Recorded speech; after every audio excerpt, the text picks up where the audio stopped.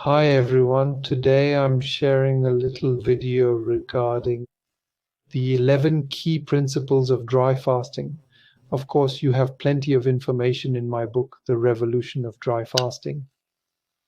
Naturally, the information that was established a year or two back is intended for complete training programs.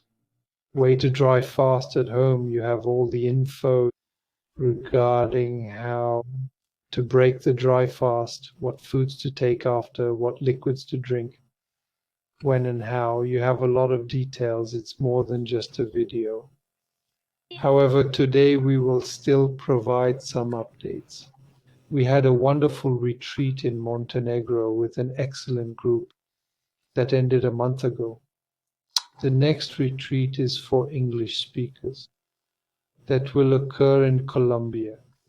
Therefore, at the end of the year, it will be a delightful retreat where we will improvise because it's a place I know well, but the hotel is one I don't know well. However, we will do something with a small group.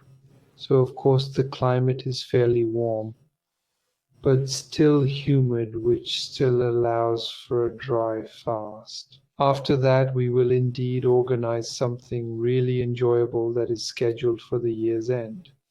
Using what we have available means we can't bring all the equipment and systems we typically use for treatments in Europe. So there are still spots available. Those who are interested in coming, it's a bit before the holidays. It might also be a good idea to do this since when you're a bit before the holidays, you're less likely to crave big dinners, big meals, and all that. You know you have no choice but to stick to keto. And it may encourage you to explore ketogenic cookbooks and prepare delicious meals.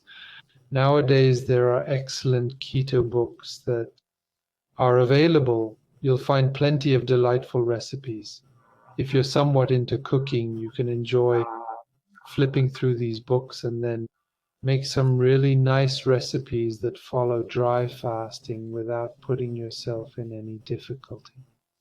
It's important to realize that the food plan I follow at the end of dry fasting isn't strictly a ketogenic diet because when you reach the end of dry fasting, your digestion isn't the same as they usually are. Therefore, we cannot introduce too much fat or overly difficult to digest foods. It's a bit of a keto diet I've customized, where we pay attention to digestibility. We limit fat intake. So there are also some low fermentable vegetable lists. That's all. Attendees at our retreats get these lists. They aren't always in the book. These lists are new. So it's not necessarily a diet that includes dairy products. I don't necessarily recommend all of that. But anyway, I've forgotten the 10 points. We will talk about 11 key points to adhere to. These are fundamental aspects of dry fasting retreats that we consider. Thus, this video aims to assist those attending the retreats by providing them with ample information. When arriving at the retreats, there's no need for extensive theories because dry fasting is a powerful emotional experience you will share in a group, which is very liberating and transformative. It's really a life test you will face, where you will leave behind a number of burdens and set aside various things. And then you will do for us, you will undergo a complete regeneration of your body. During the therapies, we avoid getting into too many theories. Our main goal is to ensure everything runs smoothly, create cohesion, and comfort individuals. To do emotional work, being present for others, it's really about returning to oneself, to one's inner being. And then we will allow our inner physician to guide us. We'll talk about these 10 or 11 points, so to say. First principle, sleep. Go to bed as early as you can. To aim for hours before midnight, which are worth double. If we can get a few hours before midnight, it's quite advantageous. Thus, going to bed early to regain as much energy as possible is always a good idea. Naturally, as I know, the more you proceed, the more sleep issues arise with respect to the nervous system that is climbing. Alert.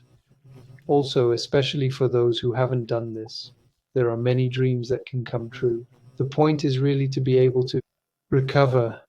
I don't really suggest napping in the afternoon, but it's best to go to bed early. And even if you wake up, stay in bed. Don't necessarily get up, go for a walk if you really can't sleep, and then take a 1 hour walk. Well, okay, but the idea is really to be able to recover and stay in bed, because even if you are in bed, you are recovering. Even if you're not sleeping, you are still recovering. So there you go. And having as many hours in bed at night is really a help that can serve you later for recovery, for detox, which will be significantly more effective. There are stages that I don't know what happens. You have phases of fatigue and phases of energy and euphoria. All of this. These are natural procedures in the therapies we provide. So we experience these phenomena of pause, and then when you feel fatigue, it means detoxification is speeding up. Also, you may experience much stronger boundaries. During dry fasting, it's mainly at night that everything happens, everything is done, everything is worked on. So it's true that outings are mostly done during dry fasting at the end of the night. And we really try to have as much pause and rest during the night as possible. We conserve energy. Detoxification primarily occurs at night. We truly try to rest. Our metabolism slows down considerably, so we make an effort to prepare ourselves in the best possible way for the night to recover. Another key point during the day is to engage in some minimal activity, I would say, without excess, just walks of about 45 minutes to an hour. These activities are light. They stimulate the body a little and are beneficial, but without engaging in activities that are too long, which will tire you out too much and drain your vital energy. So walking too long isn't the solution. If you observe schools, in hygienism and hydric fasting, various schools are found in France. They suggest staying in bed instead. This implies that you stay in your area and do not move around. It's the Mossery and Désiré Mérien schools. I find myself somewhat in between. I believe we can still move and stimulate the lymph a bit, known as the foot sole. On the bottom of your feet there's a sole that acts like a pump. You pump your blood, helping to stimulate it within the circulation. You also do an air and oxygen bath, walking a bit, but not too much. These aren't long walks. You never go beyond 4, 5, or 6 kilometers daily. It shouldn't exceed that. It varies by individual, especially for the very active. They can manage a bit more, but it should definitely stay a leisurely walk. We have conscious walks offered in the courses. These are walks where you connect with yourself. You reconnect with your inner self. These walks are really very slow, that aim a bit at introspection. Point 3, it's important to care for your body. If you're at a spa, as recommended, various treatments are offered. These are soft massages that won't take energy from your body but will give it back. It's very relaxing and gentle, and there's human contact with the person helping you. She will give you an abdominal massage. It will be beneficial, easing muscle tension and calming your nerves. These are very gentle and kind treatments aimed at providing relaxation. It's about calming the nervous system. This is available at the wellness centers we have. We have different therapists available. It's nice to be treated with care, to be cared for with specific treatments that you need, which the therapist will know how to give or to work with their hands on you. So take care of your body. This also works on the fascia. The fascia is where we hold all our tension, where emotions are stored. So working on the fascia is really interesting. I would also include therapies done during dry fasting, which are extremely important. There are various elements involved. So yoga that will restore energy, work on the fascia as well, but also connect the person to themselves, allowing energy to flow through movements, to circulate the alert, circulate the blood. Thus, gentle yoga. We engage in a practice that is not energetic, which will use some energy, but is very soft and calming. Gentle, mostly on the ground, which will soothe a lot, release emotions with specific exercises that we perform. Thus, performing yoga during a period of dry fasting is genuinely very much encouraged, especially while one is undergoing the fasting process. Can calm it later, but especially during the cure. We will also incorporate the release of armor, which we propose at MLC during the treatments. So it's a method that works on fascia where all tension and energy zones exist. These are sticks and foams we use on the body. This really relaxes the nervous system, calms it, and releases all accumulated tensions in our lives. From our childhood, the traumas we have experienced. The combination of dry fasting and releasing armor will make you much more at ease during your treatment. You will sleep better. You will be more serene. Thus, being calmer and more relaxed enhances detoxification and regeneration processes following dry fasting with stem cells. Therefore, the essence of dry fasting lies in addressing these trauma zones, to address old memories and emotional aspects, helping to release built-up tensions. The more you let go of things that relax your emotions, the simpler your dry fasting will be. The more at peace you will be, the more tranquil you will feel, and you will suffer less during the treatment. If you lack psycho-emotional support and relaxation methods, you will experience suffering throughout the entire process, making it very hard. For instance, if you are dry fasting at home without any assistance or support, doing nothing but lying in bed and watching films, I don't know, it's very complicated, very difficult. Point 4. Delving into one's inner world and the emotions that come to the surface is why we have discussion groups. Individuals can share their inner experiences and dreams may arise. Sharing in a group is crucial as it creates reflective effects.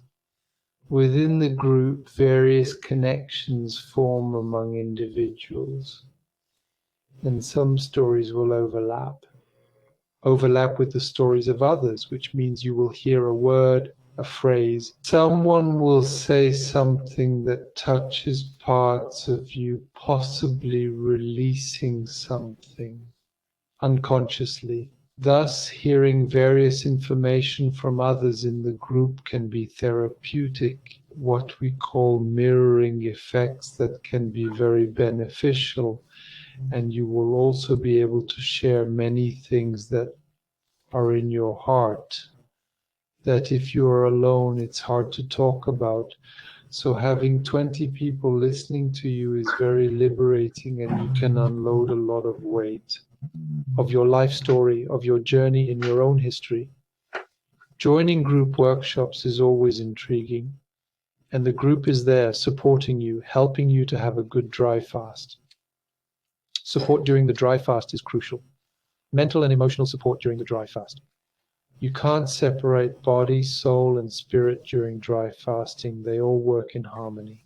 Thus, you cannot remain solely in the physical realm and neglect the other aspects of your being. And then it also allows for a spiritual connection for those wanting to explore something. Participating in a group creates a wonderfully supportive community atmosphere, where you create strong connections with others by being open and vulnerable. Share what is within you that is free but difficult to express, that are within you that are being freed and that you can't get out. Following that, there is everything related to personalized support. You are assigned 2 coaches, Marie, Christine, and Heidi, to assist you, who are available to listen to you. If there's anything you need, you can reach out to personal coaches and they will illuminate the dark spots in your life. And then maybe ask you a question that will awaken something within you. This is what we call short therapies, quick therapies. We won't be having discussions for hours. That's not the point. It's really something targeted specifically at you. We will deconstruct a pattern you have from your history where you worry, you have concerns about certain things. The psycho-emotional work during dry fasting is crucial because during dry fasting, a lot of emotions surface. You are very sensitive. You're ready to let things go like never before. So if we are just here to ask you a question or help you let go of a story you no longer want, you are ready to let it go, and then there is a release that happens, and you find yourself more easily in a state of acidosis, which means you have many more crises. The elimination crisis, if it comes, some have it, sometimes some don't. The work is done too. This all happens faster than if you are heard and then you are in the tough spot waiting for the acidosis crisis. You are agitated from start to finish. Because you're suffering, you're toughening up, and there's no support, it doesn't come, no help, you can't discuss your issues. We genuinely strive to liberate individuals through group work, community efforts, and also private sessions. For those who want it, nothing is mandatory. Everyone does what they wish. With us, everything is free. We are not a cult. We do not have any doctrine. We simply want the group to thrive, to move forward together, and for everything to work in harmony with each other.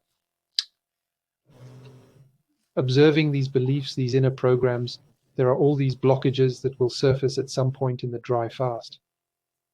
It will reveal unconscious patterns, unconscious fears, and then inner silence phases are beneficial.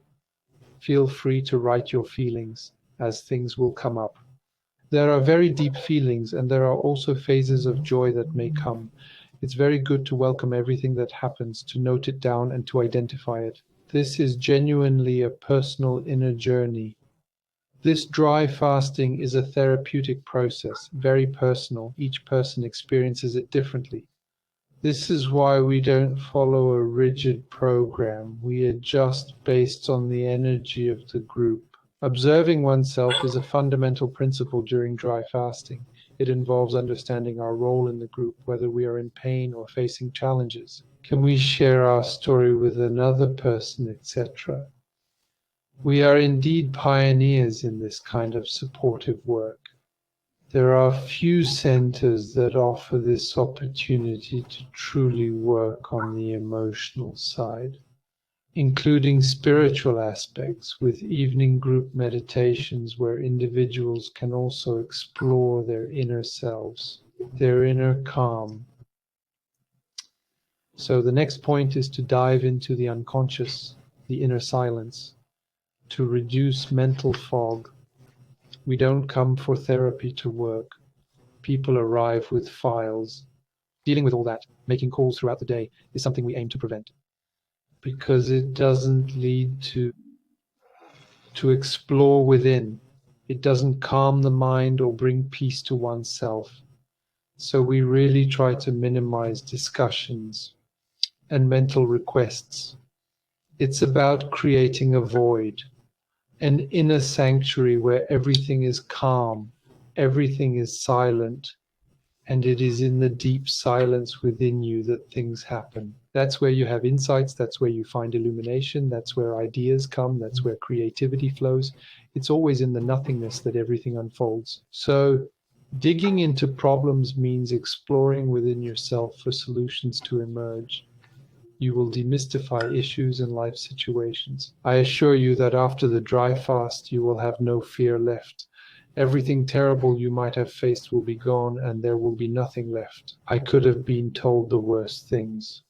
Stories at the end of a dry fast, I wouldn't have even moved. When you are in a dry fast, nothing can happen to you because you are in a cleansing process, an inner transcendence. I would even venture to say more into a deep spiritual quest where you are truly with yourself, and when you are with yourself, nothing can happen to you, nothing can happen to you. Then the secure environment is wonderful.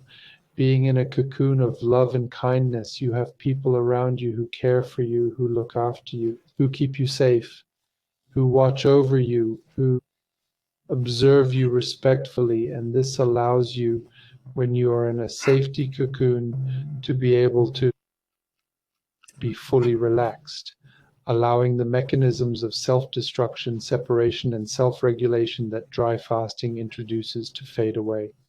Therefore, it represents a total reset of your physiology and organism. So when you find yourself in a safe cocoon, here it is.